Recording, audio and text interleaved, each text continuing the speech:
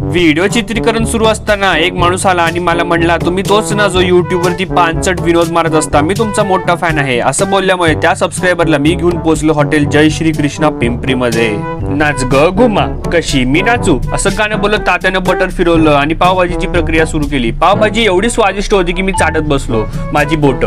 काढा पावभाजी बनवत असताना भाजीने जरा जास्तच मास दाखवला, त्यामुळे तात्यानं त्यांना प्लेट मध्ये कोंडून ठेवलं आणि वरनं चटणी आणि कोथिंबीराने त्यांचा अभिषेक केलं.